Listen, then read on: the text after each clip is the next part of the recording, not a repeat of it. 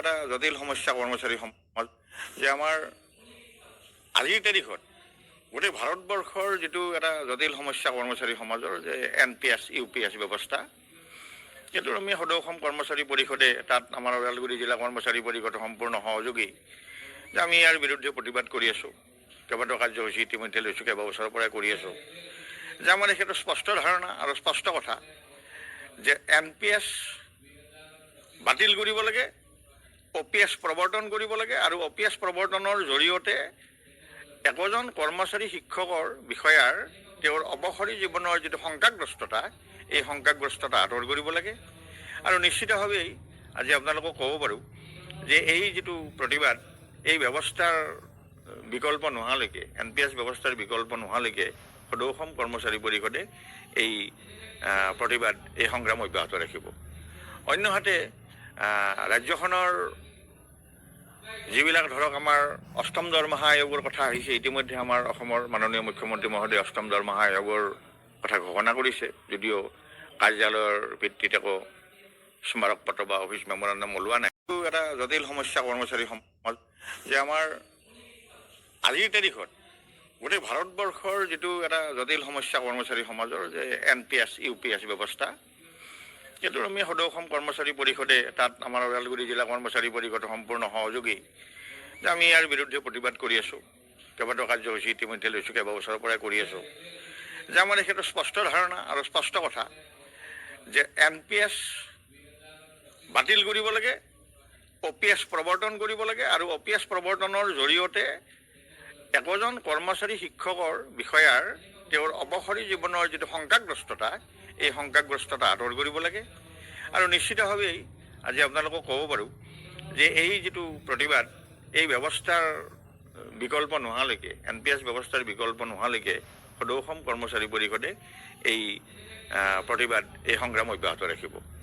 অন্যহাতে ৰাজ্যখনৰ যিবিলাক ধৰক আমাৰ অষ্টম দৰমহা আয়োগৰ কথা আহিছে, ইতিমধ্যে আমাৰ অসমৰ মাননীয় মুখ্যমন্ত্ৰী মহোদয়ে অষ্টম দৰমহা আয়োগৰ কথা ঘোষণা কৰিছে, যদিও কাৰ্যালয়ৰ ভিত্তিত একো স্মাৰক পত্ৰ বা অফিচ মেমৰেণ্ডাম প্ৰেক্ষাগৃহত বৰ্ধিত কাৰ্যনিৰ্বাহক বিষয় এটাই যে অষ্টম দৰমহা আয়োগ অসম চৰকাৰে কেবিনেটত অনুমোদন দিছে। আমাৰ অসম চৰকাৰৰ অতিৰিক্ত মুখ্য সচিব অৱসৰপ্ৰাপ্ত শ্ৰীযুত সুভাষ চন্দ্ৰ দাস ডাঙৰীয়াৰ অধ্যক্ষতাত এখনি সমিতি গঠন কৰিছে। আৰু সদৌ অসম কৰ্মচাৰী পৰিষদ যিহেতুকে অসমৰ সৰ্বস্তৰৰ কৰ্মচাৰী সমাজৰ প্ৰতিনিধি হিচাপে আমাৰ এটা প্ৰতিবেদন দৰমহা আয়োগৰ ওচৰত দাখিল কৰিব লাগিব। আৰু সেই সন্দৰ্ভত কি ধৰণে আমি দাখিল কৰা যায়, সদৌ অসম কৰ্মচাৰী পৰিষদৰ অন্তৰ্গত 52খন জিলা কৰ্মচাৰী পৰিষদৰ সভাপতি, সাধাৰণ সম্পাদক আৰু কৰ্মচাৰী পৰিষদৰ অন্তৰ্গত বিভিন্ন সংস্থা, সংঘ, সন্থাৰ সাধাৰণ সম্পাদক, সভাপতি আহিছে।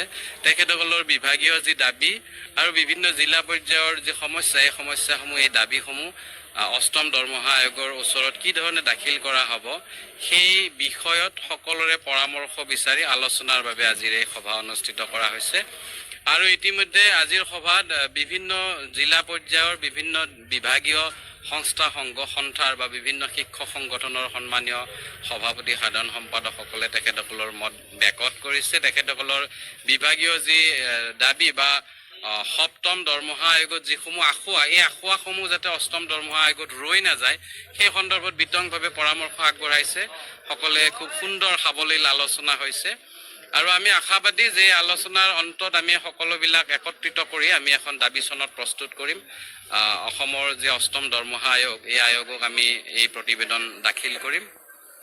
আৰু আজিৰ সভাৰ পৰা এটাই বাৰ্তা, এটাই দাবী, এটাই আহ্বান যে অসম চৰকাৰৰ অধীনস্থ সকলো শিক্ষক কৰ্মচাৰীৰ যি দৰমহা সংশোধনীৰ ব্যৱস্থা, এই অষ্টম দৰমহা আয়োগৰ জৰিয়তে হ'ব। আৰু আমি বিচাৰিছোঁ যে এই সংশোধিত দৰমহা 1 জানুৱাৰী 2026 পৰা যাতে কাৰ্যকৰী হয়। কাৰণ কিয়, সপ্তম দৰমহা আয়োগ আমাৰ 1 জানুৱাৰীৰ পৰা হ'ব লাগিছিলে, 1 এপ্ৰিলৰ পৰা হৈছে। 3 মাহ আমাৰ কৰ্মচাৰী সমাজ বঞ্চিত হৈছে। আৰু আমি সকলোৱে জানো যে সৰহ সংখ্যক মানুহৰে জন্ম তাৰিখ ডিচেম্বৰ, জানুৱাৰী, ফেব্ৰুৱাৰী, মাৰ্চৰ ভিতৰত থাকে অফিচিয়েলি। গতিকে ৰিটায়াৰমেণ্টৰ সময়টো জানুৱাৰী, ফেব্ৰুৱাৰী, মাৰ্চৰ ভিতৰতে বেছি হয়। গতিকে জানুৱাৰীৰ পৰা এফেক্টটো নাপালে কোনো কাৰণত সেই মানুহখিনিয়ে অষ্টম দৰমহা আয়োগৰ লাভালাভ নাপাব। গতিকে আমি অসম চৰকাৰক আৰু দাবী জনাইছোঁ আৰু বা অনাগত দিনতো পে কমিশ্যনক দাবী জনাম যে এই যি অষ্টম দৰমহা আয়োগৰ যি প্ৰতিবেদন বা পৰামৰ্শ বুলি এই পৰামৰ্শ বুলি 1 জানুৱাৰী 2026 পৰা যাতে দৃঢ়ভাৱে কাৰ্যকৰী হয় আৰু সপ্তম দৰমহা আয়োগত বিভিন্ন বিভাগীয় পৰ্যায়ত বহুত আশ্বাস ৰৈ গৈছে। বিশেষভাৱে আমাৰ কেজুৱেল মাষ্টাৰ ৰোল ফিক্স পেকে ধৰি বিভিন্ন ডিপাৰ্টমেণ্টৰ বহুত আশ্বাস ৰৈ গৈছে। আমাৰ শিক্ষকসকলৰ বহুত আশ্বাস ৰৈ গৈছে। আমাৰ বিভিন্ন পৰ্যায়ৰ শিক্ষকসকলে 8,700 টকা গ্ৰেড পে লয়, তাৰপিছত আকৌ উভতাবলগীয়া পৰিৱেশ হৈছে। এই পৰিৱেশবিলাক এই আহুকাল এই যিটো বিশৃংখলতা বৈষম্য এই বৈষম্যবিলাক যাতে অষ্টম দৰমহা আয়োগত নাথাকে, সকলোৱে যাতে দৰমহা পায়। আৰু অষ্টম দৰমহা আয়োগৰ প্ৰতিবেদন আমি এই ধৰণে হোৱাটো বিচাৰিছোঁ যে কেন্দ্ৰীয় চৰকাৰৰ সমাহাৰত নহয়, কেন্দ্ৰীয় চৰকাৰৰ সমানভাৱে অসমৰ ৰাজ্যিক চৰকাৰৰ শিক্ষক কৰ্মচাৰীসকলকো দৰমহা আদায় দিয়ক, সমান হাৰত সমানকৈ দিয়াৰ বাবে আমি দাবী জনাইছোঁ। আৰু আজিৰ এই সভাটো এই সিদ্ধান্ত হৈছে। ইতিমধ্যে বিভিন্ন বিভাগীয় কৰ্তৃপক্ষ বিভিন্ন বিভাগীয় সংস্থা সংঘসমূহৰ সভাপতি সম্পাদকে তেখেতসকলৰ পৰামৰ্শ দিছে আৰু পৰৱৰ্তী সময়ত আজি যদি কোনোবা আহিবও পৰা নাই, আমি 30 জুন সময় নিৰ্ধাৰণ কৰি দিছোঁ। 30 জুনৰ ভিতৰত অসম চৰকাৰৰ অধীনস্থ বিভিন্ন বিভাগৰ বিভাগীয় সংস্থা সংঘসমূহে তেখেতসকলৰ যি দাবী তেখেতসকলৰ যি পৰামৰ্শসমূহ লিখিত আকাৰত সদৌ অসম কৰ্মচাৰী পৰিষদৰ পাঞ্জাবাৰীস্থিত যি কাৰ্যালয় আছে এই কাৰ্যালয়ত জমা দিব। আৰু এইকেইদিন যিহেতুকে ইলেকশ্যনৰ বতৰ, ইলেকশ্যনত লৈ সকলো কৰ্মচাৰীসকল আমি ব্যস্ত থাকিম। ইলেকশ্যনৰ পিছতে আমি প্ৰতিবেদন প্ৰস্তুত কৰাৰ কামত লাগিম। ইতিমধ্যে বিভিন্ন বিশেষজ্ঞৰ লগতো আমি কথা পাতিছোঁ। আজিৰ সভায় সভাপতি সম্পাদকক দায়িত্ব দিছে যে যেতিয়াই যাৰ লগত বিত্ত বিভাগে হওক বা বিভিন্ন দিশৰ অভিজ্ঞ ব্যক্তিসকলৰ লগত আলোচনা কৰাৰ কাৰণে তেখেতসকলে দায়িত্ব দিছে কাৰ্যনিৰ্বাহক সভায়, আৰু সেই ধৰণে আমি অগ্ৰসৰ হ'ম। আজিৰ সভাৰ এইখিনিক লৈ আমি আগবাঢ়িছোঁ আৰু আমি আশাবাদী অসম চৰকাৰৰ বলিষ্ঠ দক্ষ মুখ্যমন্ত্ৰী তেখেতৰ দক্ষতাত বা বলিষ্ঠতাত নিশ্চিতভাৱে অসমৰ কৰ্মচাৰী সমাজে বিগত পে কমিশ্যনত যিখিনি আশ্বাস ৰৈ গৈছিল নিশ্চিতভাৱে সেই আশ্বাসখিনি দূৰ কৰি 1 জানুৱাৰীৰ পৰা এই প্ৰতিবেদন কাৰ্যকৰী কৰিব আমি আশাবাদী। সমূহ যাতে অষ্টম দৰমহা আয়োগত ৰৈ নাযায় সেই সন্দৰ্ভত বিতংভাৱে পৰামৰ্শ আগবঢ়াইছে।